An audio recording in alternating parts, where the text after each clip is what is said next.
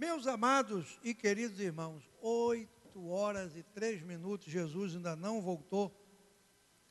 Nós estamos nessa expectativa, né? Que ele venha, porque o mundo está aí de cabeça para baixo, e aí a gente não está conseguindo vislumbrar nada diferente a não ser o cumprimento da palavra de Deus para esses últimos dias, né, sobre a terra. O nosso irmão estava falando que conversava com Gilson alguma coisa, né, ou com o Léo, e nós estávamos conversando lá dentro, né, Léo? De que a ciência, irmãos, hoje mais do que nunca, a ciência está mostrando que nós estamos chegando ao fim dos tempos.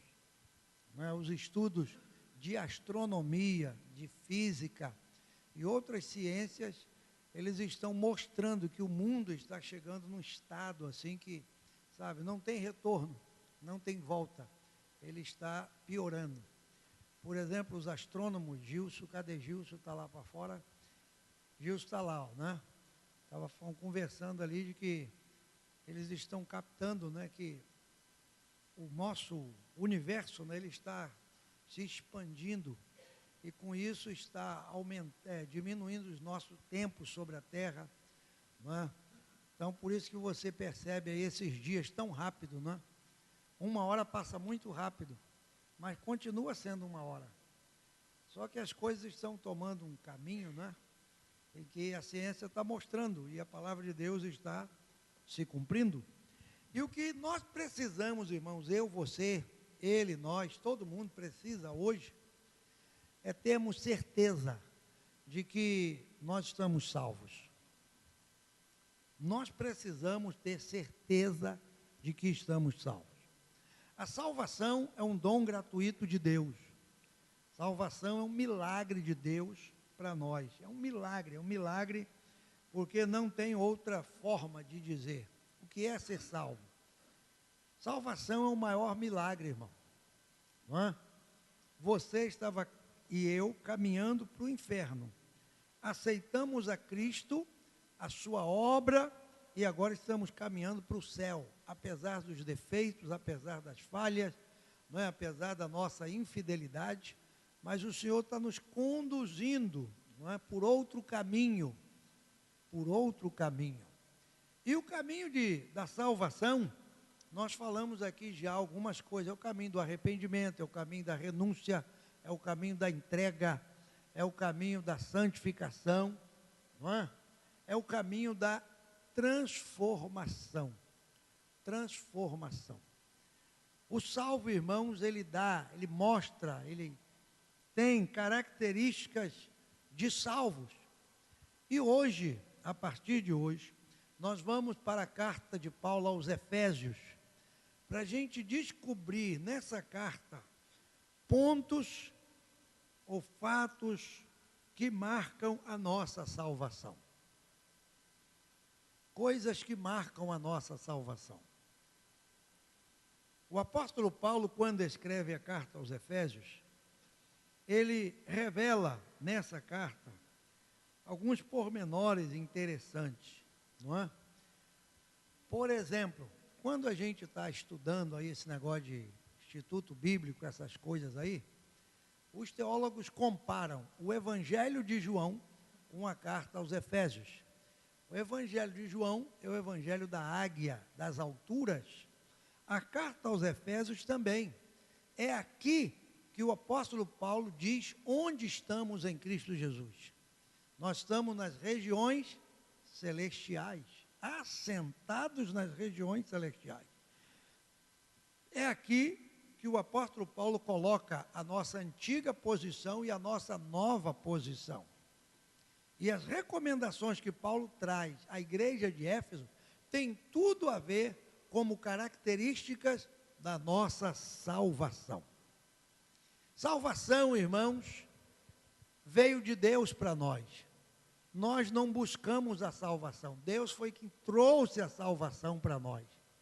Agora, a salvação, ela precisa ser mantida. É como uma planta, não é? Se você não regar, você não cuidar, não é? exemplo, irmã Bete agora botou umas plantinhas lá na porta de casa, não é? Já viram ali? Apesar de que as crianças arrancam, eu vou lá, planto de novo, enfim. É interessante, você pegar uma plantinha bonitinha, colocar lá num vaso, o vaso pode estar todo pintadinho, bonito, pode ser um vaso caríssimo. Mas se você e eu não regarmos aquela planta, não cuidarmos, não tivermos o carinho com ela, daqui a um mês, como é que ela está? Hein? Morta, seca, acabada. Não é? O vaso está bonito. O vaso ele tem valor. O vaso ele tem importância. Mas a planta secou. Assim acontece conosco e a salvação. Salvação, irmãos, ela não se manifesta simplesmente no nosso exterior. Salvação é algo que está no nosso interior. Interior. Toda obra de Deus começa de dentro para fora. É como Paulo escreve em 1 Tessalonicenses 5:23.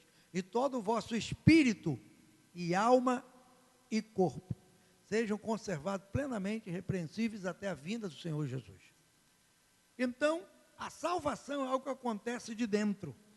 Se eu não cuidar da minha salvação, uma das provas da nossa salvação, podemos dizer assim, não é? O que mantém a nossa salvação? Uma prova é a nossa fé. É a nossa fé. E a fé ela precisa ser alimentada. E como é que eu alimento a minha fé? É pela palavra de Deus. A Bíblia diz que a fé vem pelo ouvir e o ouvir pela palavra. Só que a expressão de Paulo aqui em Romanos 10, quando ele diz a fé vem pelo ouvir, essa tradução ouvir, ela é fraca para o que Paulo quis dizer, ou que o grego, a palavra grega quer dizer. Não é simplesmente ouvir com esse ouvido assim. Não é? Já percebeu que tem coisa que a gente ouve e daqui a pouco esquece? Ouve, mas não escuta. Isso aí. Não é simplesmente ouvir, é prestar atenção, sabe? É entender, é fazer com que aquela palavra, ela entre, sabe? Como água para regar a nossa fé. E aí você é fortalecido, como Paulo diz aqui em Romanos, fortalecido no seu interior. No seu interior. Nós somos fortalecidos pela palavra de Deus. E aí, irmãos, nós podemos vencer. Não é? Quando Tiago, no capítulo 5, ele escreve que, ou melhor, João, primeira epístola de João, capítulo 5, ele diz, e esta é a vitória que vence o mundo. O que ele diz lá? A nossa fé. O que vence o mundo? Com que maneira eu venço o mundo? De que maneira eu venço o mundo? Com a fé. A fé nos sustenta, a fé nos mantém vivos, a fé nos abençoa. Então nós vamos caminhar nessa carta de Paulo aos Efésios aqui, no capítulo 1, versículo 1, para a gente perceber aqui as características dos salvos. Característica de um salvo, de uma pessoa salva. Carta de Paulo aos Efésios, capítulo 1. Não é? Essa carta aqui, irmãos, é uma carta preciosíssima, né? Porque é de uma característica especial de Paulo para uma igreja, né, onde ele batalhou tanto ali. Paulo ficou na igreja de Éfeso aproximadamente 2 anos. Isso em Atos 19 e 20. Em Atos 16, Paulo chega em Filipe. Atos 17, Paulo está em Tessalônica. Atos 18, Paulo chega em Corinto. Atos 19, Paulo está em Éfeso. Viu? E aí ele fica um bom tempo nessa igreja. No capítulo 20 de Atos, ele reúne os anciãos de Éfeso, se despede e ele começa a fazer uma viagem para Jerusalém. E lá em Jerusalém, Paulo é preso, não é julgado, passa um tempo ali, depois ele é mandado para Roma, porque ele apela para César, e aí começa aquela viagem de Paulo e termina o capítulo 28 de Atos com Paulo preso em Roma. E na sua prisão de Roma ele escreve, não é, algumas cartas para algumas igrejas. Então isso é precioso. Paulo escrevendo aqui a carta aos crentes de Éfeso, diz o seguinte: Paulo, apóstolo de Cristo Jesus, pela vontade de Deus. Qual é a expressão que ele usa depois da vontade de Deus? Aos santos. Aos santos. Qual é a característica, irmão, que Paulo apresenta aqui do salvo? Santos. Não, a primeira característica aqui, santos. Nós falamos na última quarta-feira da importância de quê? Da santificação, não é? Santificação é uma das características da salvação, ou do salvo. O salvo, irmãos, ele tem prazer em santificar-se. O salvo em Cristo Jesus, ele é biblicamente chamado de santo. O que é um salvo? É um santo. E por que o salvo é santo? Porque sobre ele repousa o que Paulo diz em Romanos 1:4, o espírito de santificação. Não é? O espírito de santificação. Então, o salvo tem por natureza ser uma pessoa santa. Santa. Se não existe essa natureza santa dentro da minha natureza humana, irmão, eu preciso correr para melhorar a minha salvação, aperfeiçoar a minha salvação. Sabe? A santidade é uma característica dos santos. Paulo podia dizer assim, aos irmãos que vivem em Éfeso, aos salvos de Éfeso, aos crentes de Éfeso, por que ele usa a expressão santos? Não é? Porque essa expressão aqui, ó, nos coloca diante de uma realidade. Abra aí sua Bíblia em Hebreus capítulo 3, por favor. Hebreus capítulo 3. E aí nós vamos entender algo aqui, ó. Hebreus capítulo 3.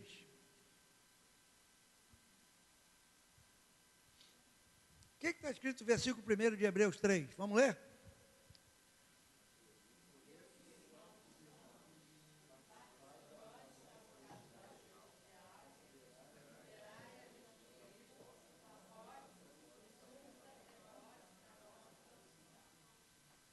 Já leram? Nem ouvi, nem entendi. Vocês leram correndo tanto que eu nem entendi. O que está escrito aí, irmão? Ah, chega, só isso. É só isso. Só isso. Não precisa ler o versículo todo, não. É só para você entender. Pelo que, por isso, irmãos santos. O autor da carta aos Hebreus, olha como é que ele chama os irmãos. Santos. Por que somos santos? Por quê? Aí está. Porque somos participantes de quê?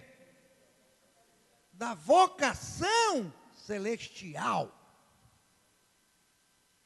Nós somos santos porque somos participantes de uma vocação celestial. Irmãos, eu vou dizer algo para vocês. Eu não estive presente, eu não pude ir, mas as pessoas que foram já me passaram algumas coisas interessantes. Esse final de semana, na PIB do Recreio, teve lá uma semana da Bíblia, um dia da Bíblia, um negócio assim. Terminou domingo, hein? Seminário da Bíblia. Aí teve lá Saião, teve Shed, teve uma turma animada lá. Não é? Por exemplo, o professor Shed, hoje ele está com 84 anos de idade, animado. E eu soube o seguinte, todos esses homens que foram lá na PIB do Recreio, todos eles, falaram a mesma coisa. Que os crentes estão muito preocupados com as coisas materiais e desprezando as coisas espirituais. Nós temos que entender, irmãos, uma coisa, nós, todos nós, eu vou tentar ser mais claro possível. Comece a se desvencilhar das coisas deste mundo. Comece a se desvencilhar. Comece a pensar e a buscar as coisas que são de cima. E não as que são da terra. Paulo escreve isso em Colossenses capítulo 3. Por quê? Porque para ser santo, nós temos que participar da vocação celestial. Deus te salvou, Deus te chamou, Deus te colocou na igreja. Não é para você ficar aqui a vida toda, não, irmão. Sabe para que nós estamos aqui? Sabe o que é a igreja? A igreja é o curso preparatório para quem vai morar no céu. Isso aqui é um curso preparatório para quem vai morar no céu. É a igreja. É um curso preparatório. Aqui a gente briga com o outro, pede perdão ao outro, aqui e tal, e não sei o que, e vai para lá e vem para cá, um empurra dali, empurra daí, porque é tudo irmão, tudo crente, tudo família. Aí tal, e está entendendo? E vai, ajusta daqui, desajusta de lá, aí vai para aqui, e não sei o que, e tal. Sabe para quê? É para nos aperfeiçoar, para levar a gente para o céu, só isso. Só para isso. A igreja não é para ninguém ficar aqui a vida toda, não é? Sabe? Não. É para nos aperfeiçoar para a gente ir embora. A igreja vem, aí você vem para um culto, melhora um pouquinho, vem para o outro, melhora um pouquinho. Aí durante a semana tem uma caída, domingo levanta de novo. E daqui a pouco você está andando com as duas pernas, daqui a pouco uma perna cai, você fica... É assim, é assim, é assim. O importante é você manter a sua salvação sempre presente na sua vida. Então nós fomos salvos para sermos participantes de uma vocação celestial. Por isso que Paulo aqui em Efésios, não é? Ele está falando de que a primeira característica do crente é ser santo.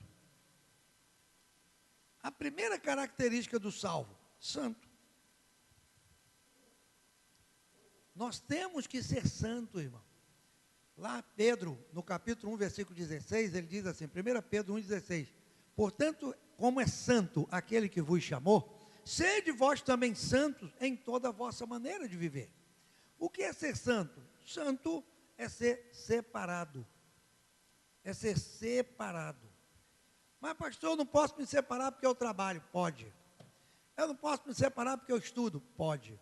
Eu não posso me separar porque eu habito no meio de um povo de impuros lábios, igual o profeta Isaías. Pode. Não é? Onde você estiver, onde você trabalhar, onde você viver, você pode ser santo, irmão. Você pode. É. Sabe? Você pode ser santo. Eu tenho uma experiência que eu carrego na minha vida, que é incrível, né? Eu era bem jovem, nem pensava namorar com a irmã Beth, nem ela comigo. Éramos apenas irmãos santos. Olha que maravilha, viu? E lá naquele tempo, lá na Nova Holanda, o pastor fazia uns trabalhos na porta da igreja, assim, e eu trabalhava no Banco Sul Brasileiro, lá em Copacabana. E eu fui escolhido lá para orar pelos enfermos. Apesar de ser crente, estar na igreja, mas eu me preparava, né? Eu orava e me consagrava para aquele trabalho. E desde aquele tempo lá naquele banco, não era fácil não. Era tanta coisa ruim naquela agência, vocês não têm ideia. Era traição, era adultério, era tanta coisa. E eu ali no meio daquela turma ali. Sempre trabalhei carregando minha Bíblia. Chegava na mesa, abria minha Bíblia, está lá. Todo mundo sabia que eu era crente, todo mundo sabia que eu era salvo, todo mundo sabia que eu era para a igreja. Né? Tinha esse negócio. Viu? E numa semana de cruzada que a gente ia fazer no sábado, eu jejuei a semana toda. Aquela semana eu jejum para Deus fazer milagre sábado. É a próxima mensagem do domingo, lá no livro de Josué. Escreva bem. Aí, eu estou jejuando. Né? E quando eu cheguei na agência Centro, eu saía de casa, passava na agência lá na 1º de março, pegava os malotes e levava para Copacabana. E quando eu cheguei lá, me entregaram um embrulho. E aí falou, todo mundo rindo lá, Robertinho. E, meu Deus, esse povo está zoando demais comigo hoje, não estou gostando. E eu fui embora. Quando eu cheguei na agência, entreguei os malotes, estou lá no meu canto quieto. Aí veio o Luiz, coitado, né? O ex-Luiz. Aí veio o Luiz mostrar o que eu trouxe. Eu tinha trazido alguma coisa pornográfica lá naquela caixa, lá dentro do malote, e eles na agência morrendo de rir, porque eu, crente, santo, estava trazendo aquilo. Aí quando ele veio todo felizinho me mostrar, querendo zoar comigo, eu falei assim, Luiz, coitado de você, Luiz. Você escolheu a pior hora para brincar comigo. Esta semana, Luiz, eu estou me santificando para fazer a obra de Deus de uma maneira que eu nunca me santifiquei. Você escolheu o pior dia, a pior hora. Eu não sei o que Deus vai fazer com você, Luiz. Isso foi numa terça-feira. Na quarta-feira, Luiz não veio trabalhar, que estava cheio de febre. Na quinta-feira, Luiz foi internado com muita dor no corpo. Na sexta-feira, foi diagnosticado com leucemia.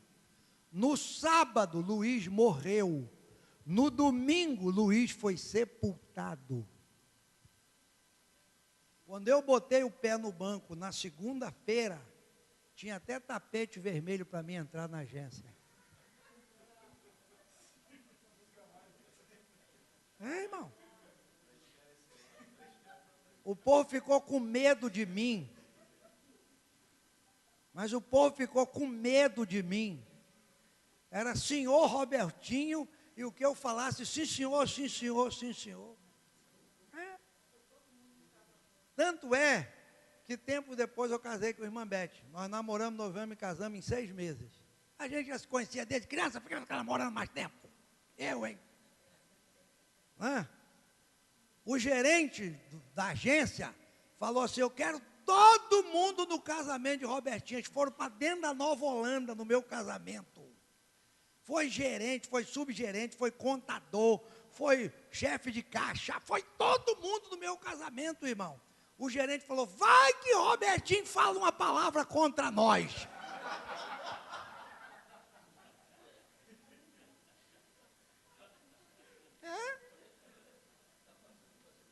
Viu? Ô bruxo, sei lá o quê. Sabe por que eu estou contando isso, irmão? Para mostrar para você o poder da santificação. O poder da santificação.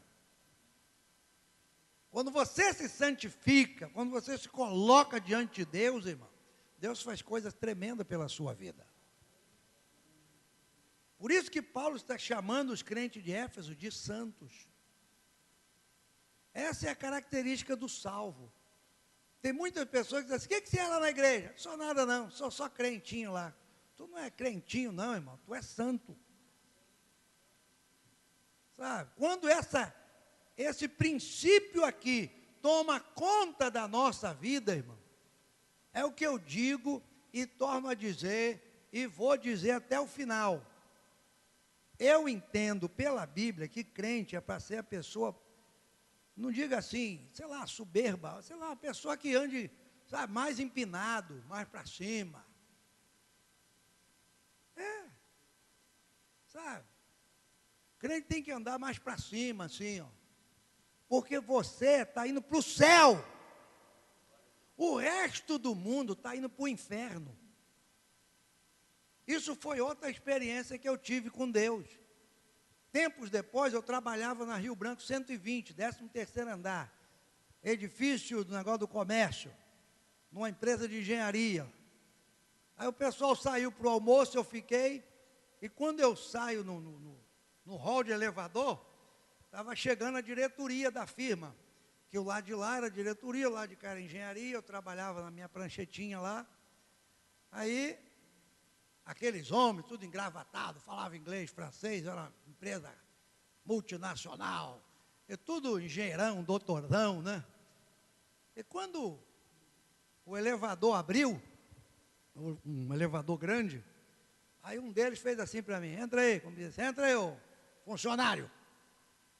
Aí eu fui para o canto do elevador, não tem aquela quina do canto?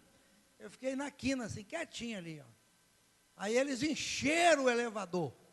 Eram uns 8, 9 homens, assim, encheram. Irmão, eu não sei em que andar, não posso te dizer. O elevador estava descendo. E eu olhando para aqueles homens assim, pensando, meu Deus, quem são esses homens? Eu olhando para eles assim, eles conversando, animados. Naquela hora, eu ouvi, eu não senti, mas eu senti um negócio, eu não senti negócio não, eu ouvi. O Espírito Santo falou no meu ouvido assim, ó, você vale mais do que todos eles.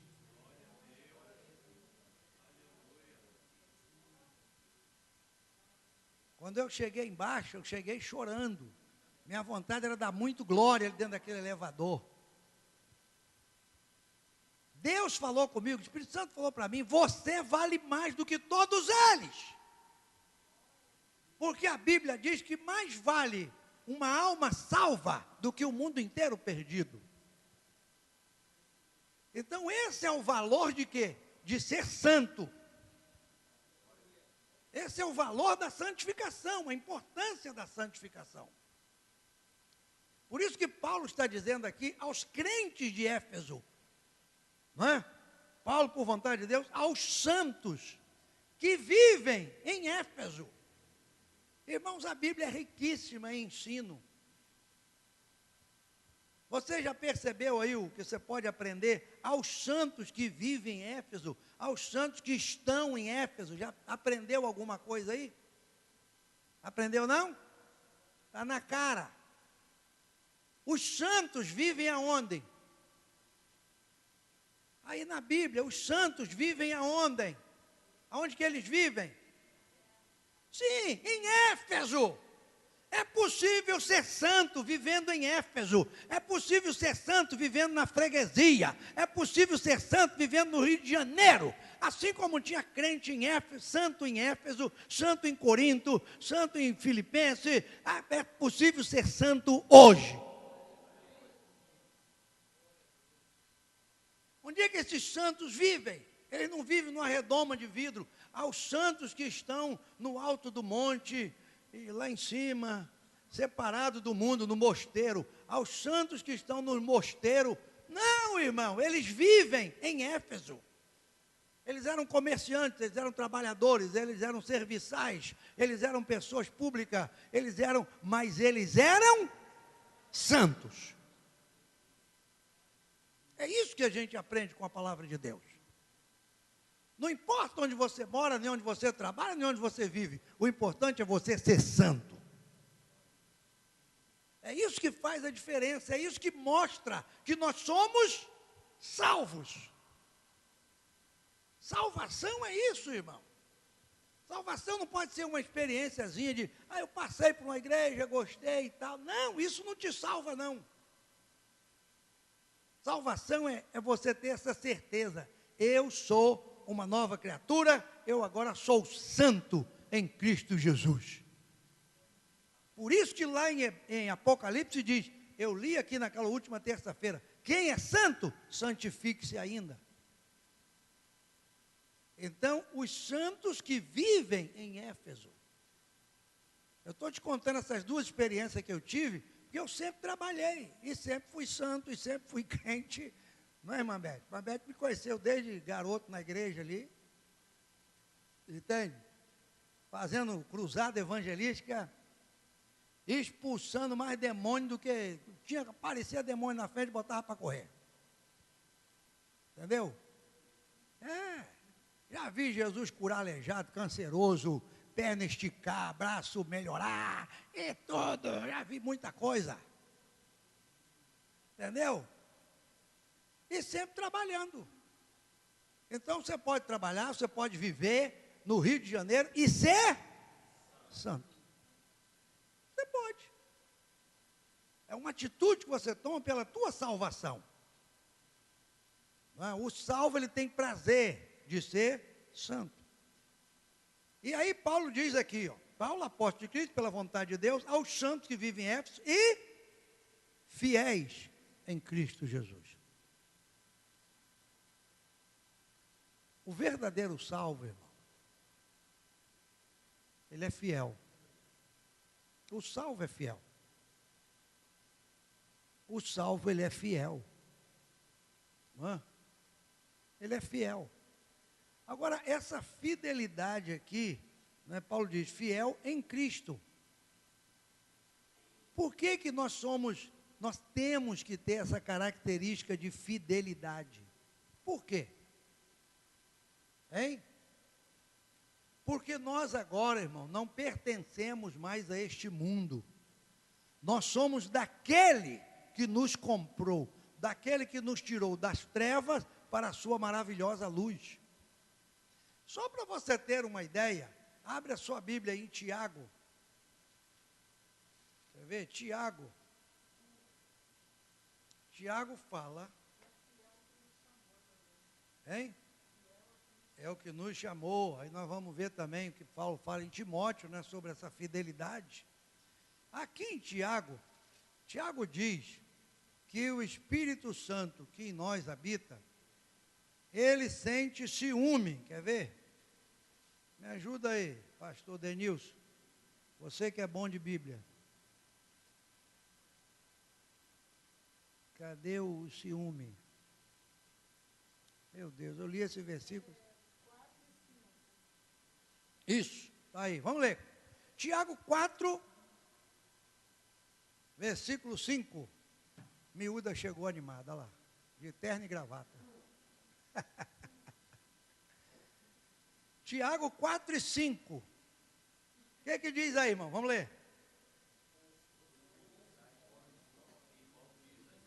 O quê?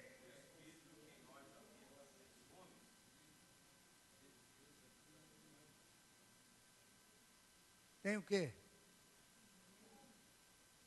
Tiago capítulo 4, verso 5. O que diz aí, irmão Luiz?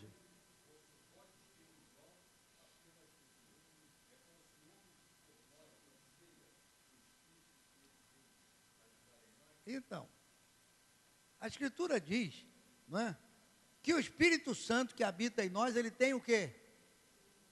Ciúme de nós. Não é? Aí no verso 4 você vai entender por que Paulo está falando 5. Adúlteros e adúlteras, não sabeis vós que a amizade do mundo é inimizade contra Deus. E o final do versículo diz o quê?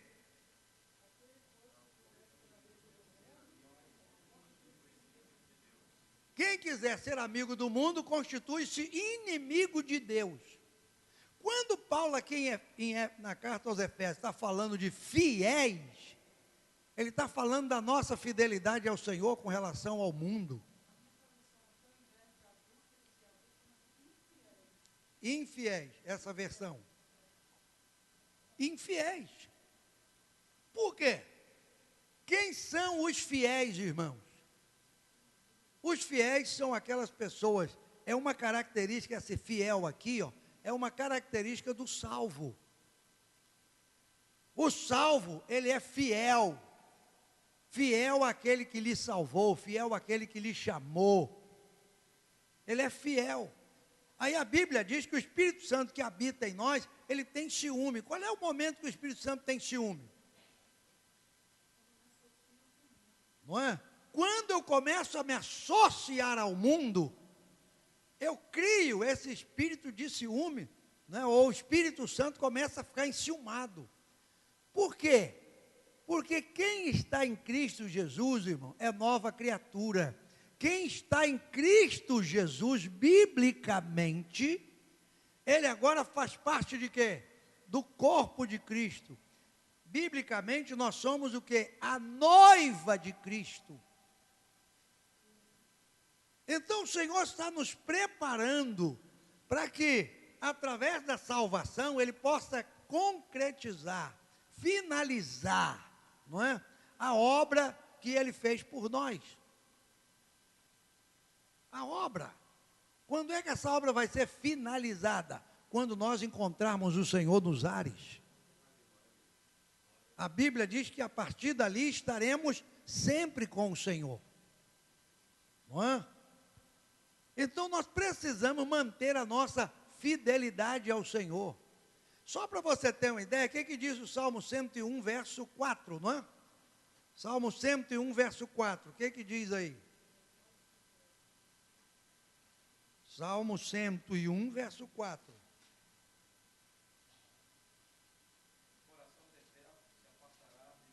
Não, então não é esse não. É 6, perdão. Verso 6.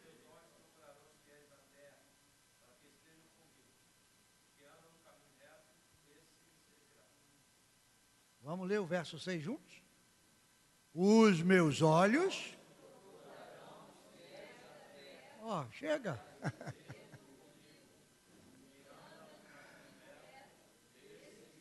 Os olhos de Deus procuram os crentes da terra. Está escrito aí? Os olhos de Deus procuram os assembleanos da terra. Os olhos de Deus procuram, sei lá, os pentecostais da terra, os isso da terra, os nova vida da terra. Não, irmão. Os olhos de Deus procuram os fiéis.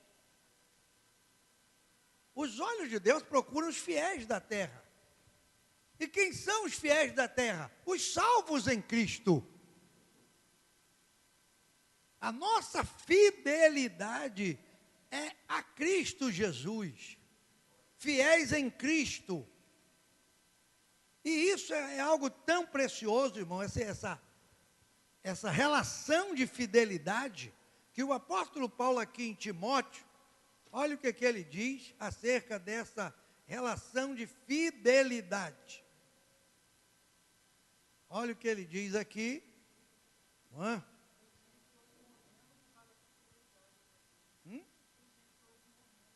Sim, né? Vamos ver aí, é aqui Timóteo,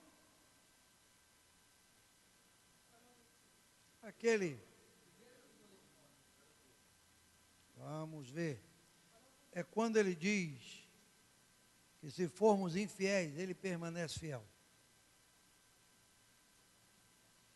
É capítulo 2 de 2 Timóteo, versículo 13. 2 Timóteo 2 e 13. O que está escrito aí?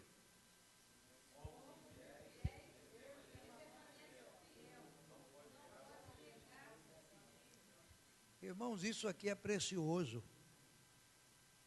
Sabia? Esse texto é precioso.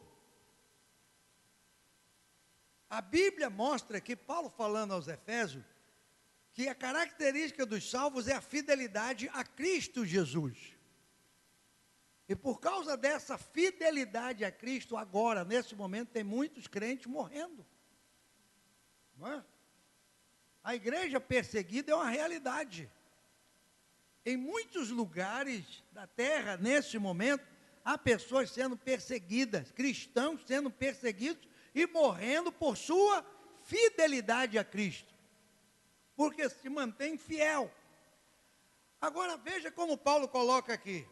Verso 12 ele diz assim.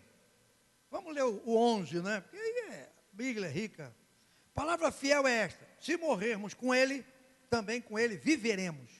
Se sofrermos, também com ele reinaremos. Se o negarmos, também ele nos negará. Porque negar a fé aí é terrível.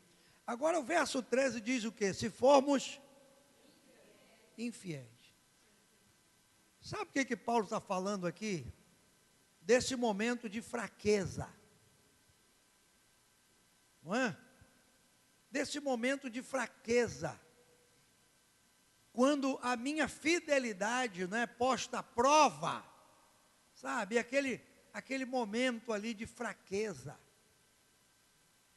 Que eu, sabe, por alguma fraqueza da carne, da minha vida, não, é como Pedro, quer ver um exemplo clássico? Pedro naquela fogueira ali, não é? Jesus foi preso, levaram lá para a casa do sumo sacerdote, fizeram uma fogueira.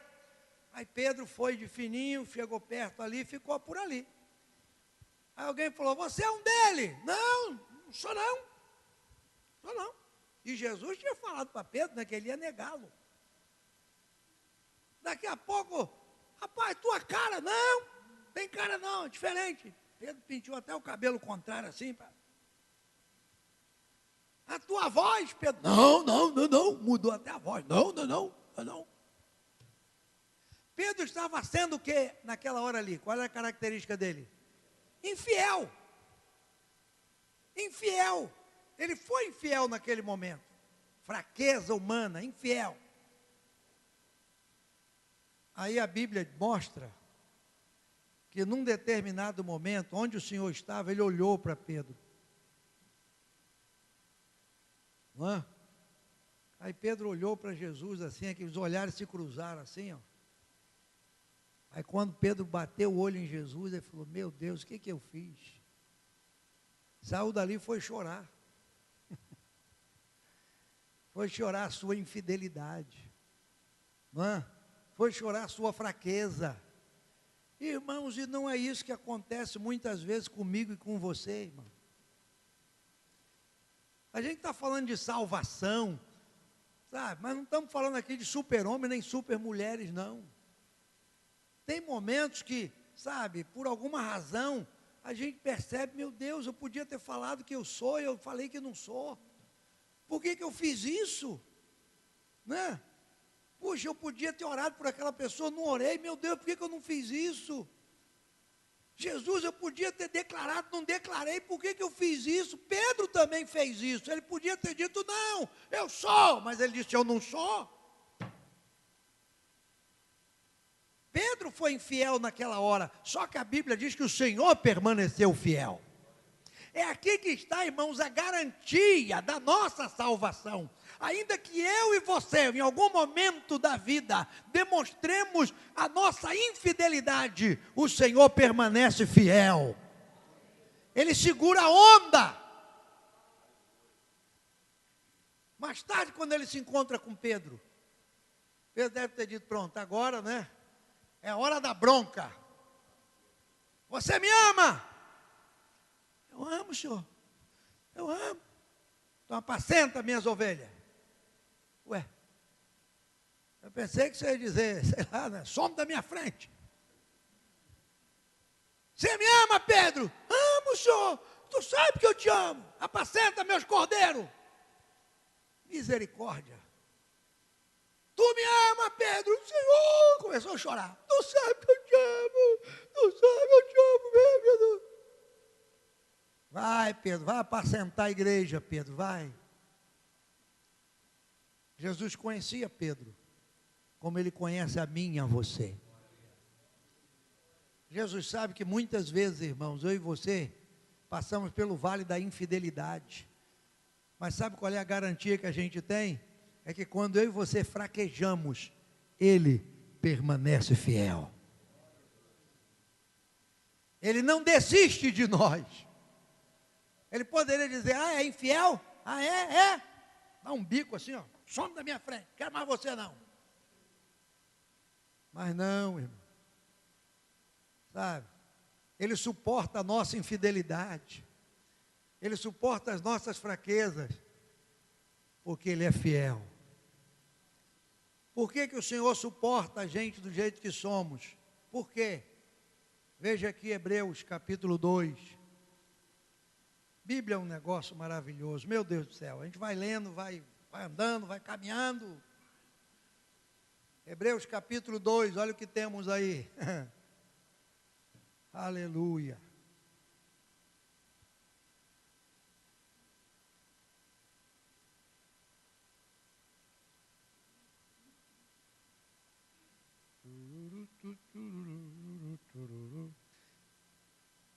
Hebreus capítulo 2, a Bíblia diz aqui, ó.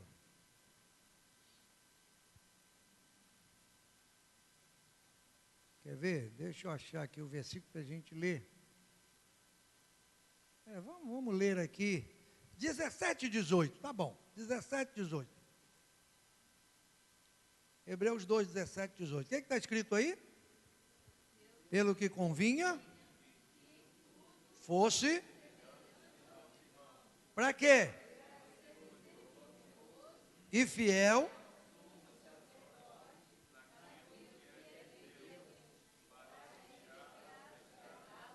E o 18.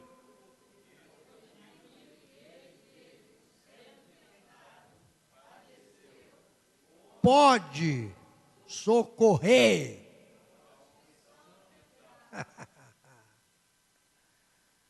Viram aí? A Bíblia está mostrando aqui, o capítulo 2 de Hebreus, irmãos, é precioso, porque ele vai mostrar quem é o Senhor, não é? No capítulo 1, o autor da carta aos Hebreus mostra a superioridade de Cristo aos seres celestiais. No capítulo 2, mostra a sua humanidade. Esse Deus, esse Jesus, que é superior aos anjos no capítulo 1, ele é tão humano no capítulo 2 quanto eu e você. A Bíblia diz que convinha que em tudo fosse semelhante aos irmãos. Quem são esses irmãos? A nós. Jesus foi semelhante a nós. Para quê? Para ser misericordioso e fiel sumo sacerdote naquilo que é de Deus, para expiar os pecados do povo. No capítulo 1 ele é superior aos anjos, no capítulo 2 ele é igual a nós. Para quê? Para ele poder ser misericordioso e fiel. Então ele sabe quando nós somos infiéis, mas ele é fiel, ele permanece fiel. Aí a Bíblia diz no verso 18 para fechar, porque naquilo que ele mesmo sendo tentado padeceu, pode socorrer aos que são tentados. Então, irmão, nós temos um Jesus que pode nos socorrer. Um Jesus que pode fazer alguma coisa por nós. Não é? É por isso que Paulo aqui em Efésios capítulo 1 está dizendo, os santos que vivem em Éfeso e fiéis em Cristo Jesus. É algo precioso isso aqui. Não é? Aí o verso 2 de Efésios diz assim, graça a vós outros e paz da parte de Deus, nosso Pai e do Senhor Jesus Cristo. Duas coisas que Paulo coloca aqui para nós, graça e paz. A graça veio da parte de Deus e a paz veio da parte de nosso Senhor Jesus Cristo. O que que Paulo coloca aqui? Que nós fomos salvos pela graça de Deus e que uma vez salvo, nós agora temos paz através de Cristo Jesus. E é isso que Paulo escreve em Romanos capítulo 5, verso 1, abre lá, Romanos 5 e 1. Quando eu vou falando assim, vocês não vão lembrando dos versículos, não? Vocês já tem que ir lembrando tudo, eu vou falando, opa, em tal lugar fala assim, em tal lugar fala assim. Eu vou falando e vocês já vão lembrando, irmão.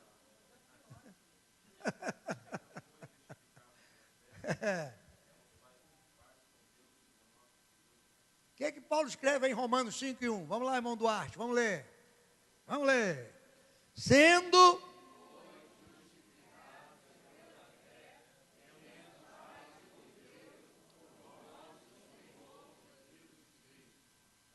Irmãos, a saudação de Paulo à igreja de Éfeso é assim, graça e paz.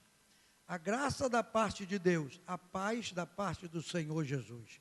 Aqui em Romanos 5, Paulo vai mostrar a realidade, a grandeza dessa paz.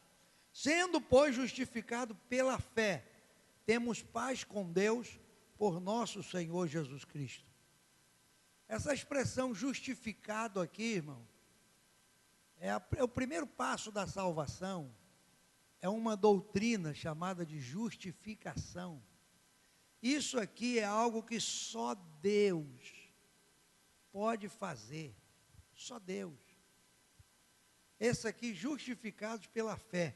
Observe que todo o processo de salvação da Bíblia, tudo que está prometido a nós pela Bíblia, tem uma palavrinha, pela fé, pela fé, pela fé, pela fé. Tudo se adquire por fé. Justificação é um ato de Deus. Sabe o que é isso aqui? É Deus, através de Cristo Jesus, nos tornando justos. Sabe? Quando você lê Isaías 54, né? Fala das nossas justiças, 56 ali. As nossas justiças são como trapo de imundícia. Isaías fala isso. É 64? Abre aí, irmão Maurício, você que é bom de Bíblia. Bora, Maurício. Abre. A Bíblia diz que as nossas justiças são como trapos da imundícia. Quer dizer, nós não temos justiça nenhuma diante de Deus. E por que agora Paulo fala que nós fomos justificados? 64? Não, esse é esse mesmo?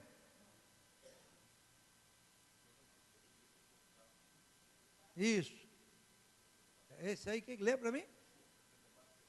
64 e 6. 64, verso 6. Vamos ler. Imundo. Trapo da imundícia. Olha aí. Como um vento nos arrebatam. Viram aí? Né? Isaías 64, verso 6. Agora veja bem. Essa justiça que não vale nada aqui em Isaías, Paulo diz aqui em Romanos 5 que nós fomos justificados. Sabe, irmãos, é algo precioso isso.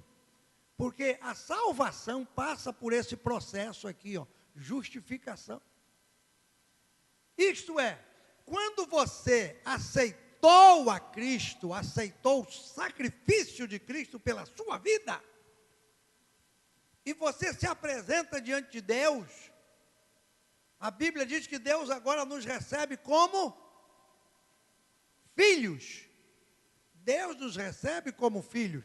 Lá em João 1,12, mas a todos quanto receberam, deu-lhes o poder de serem feitos filhos de Deus, a saber, os que creem no seu nome, os quais não nasceram da vontade da carne, nem do sangue, nem da vontade do homem, mas da vontade de Deus. Então, vejam bem, Deus nos aceita como filhos. E aí, nós agora somos justificados. Ficha limpa, a irmã Beth está lembrando aqui. A tua ficha diante de Deus fica limpa. É por isso que Paulo escreve aqui em Romanos 8, veja aqui, Romanos 8, versículo 33 e 34. Romanos 8, 33, 34, e aí está acabando o estudo de hoje. Quarta-feira que vem, se Jesus não vier, tem mais. O que diz aí Romanos 8, 34, 35? 33, 34. Quem tentará contra os... e o 34?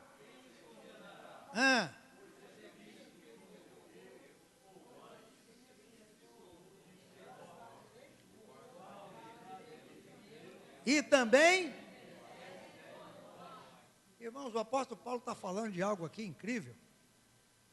Ele está falando no versículo 1 de Romanos 8. O que está escrito em Romanos 8, 1? Portanto, agora, nenhuma condenação há em Cristo Jesus. Nenhuma condenação há para os que estão em Cristo. Você tem que estar em Cristo. Você não tem que estar na igreja. Você tem que estar em Cristo. O grande problema do ser humano é a tal da igreja. A igreja é um negócio sério. Porque a pessoa fala assim, não, eu estou agora numa igreja legal. Entrei numa igreja. É um perigo entrar na igreja. Porque do jeito que entra, sai. Você tem que entrar em Cristo. A igreja é o lugar para você reunir, o lugar para você congregar, é o lugar para você aprender a amar, perdoar, chutar a canela do outro, ser chutado também, orar pelo outro, abraçar o outro. Isso é igreja. Agora você tem que estar em Cristo. Você tem que estar com Ele, agarrado com Ele ali, ó. Você tem que estar em Cristo. Nenhuma condenação há para os que estão em Cristo Jesus. Por quê? Porque em Cristo Jesus, irmão, nós somos justificados. Aí Paulo diz no verso 33 aqui de Romanos 8, quem intentará acusação contra os escolhidos, ou os eleitos de Deus, ou os filhos de Deus? Quem é que nos acusa de dia e de noite? Apocalipse 12 fala, quem é que nos acusa? O diabo. A Bíblia diz que ele é chamado ali, Apocalipse 12, o acusador dos irmãos. Apocalipse capítulo 12 fala que o diabo é chamado de acusador dos irmãos. O diabo está sempre nos acusando. Não é? Hein? E não é irmão dele. Sabe? Vocês não têm ideia, irmão. A gente tem que ler a Bíblia, ter uma visão do que é a salvação, para a gente entender o negócio. Você não tem ideia, não, irmão. Hoje eu estou aqui, ó. Eu estou aqui agora, né? Eu estou dizendo, não é aqui em cima do púlpito, não. Eu estou aqui pela misericórdia de Deus, pela graça de Deus, por essa obra de salvação de Deus. Tem o diabo que me acusa, e tem o versículo 34, o que diz aí? Quem os condenará? Sabe quem é que nos condena? É o mundo. As pessoas que vivem com você, o crente aí, ó. O crente, o crente, o crente. O diabo acusando. Lá teu filho, lá tua filha. Irmão, é uma guerra, irmão. Tu não tem ideia. Eu não sei quantas vezes o diabo foi me acusar hoje diante de Deus, e eu não sei quantas pessoas na rua por onde eu passei, talvez me condenou. Você está na rua, você olha para uma situação qualquer, uma pessoa que está de longe, vê você olhar assim, fala, o pastor, olha para onde ele está olhando, olha lá, está pecando, ó.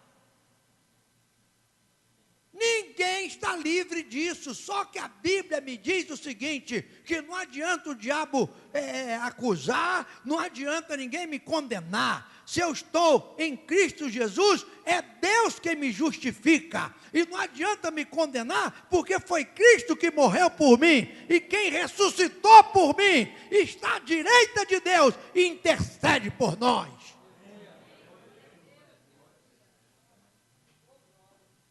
Você tem que ter certeza disso. Entendeu? Você tem que ter certeza disso. Quando a gente não tem certeza, qualquer acusaçãozinha. O que está fazendo na igreja? Você é crente, é? Tu não tem cara de crente, não. Não tem não, é verdade, isso está certo. Vou embora. O moço falou que eu não tenho nada de crente, não, vou embora. Quem foi que falou? Um perdido aí qualquer. Está repreendido, seu perdido. Entendeu? O diabo, irmão, vai acusar porque ele é acusador. O mundo vai condenar porque o mundo é assim mesmo. O mundo está indo para o inferno, quer mais arrastar a gente com ele. A senhora está indo para o céu? Desse jeito? Essa cara que vai para o céu? Está entendendo como é que são as coisas? Só que quando o diabo acusa, Deus nos justifica. Quando o mundo condena, Jesus intercede por nós. E essa é a garantia da nossa salvação.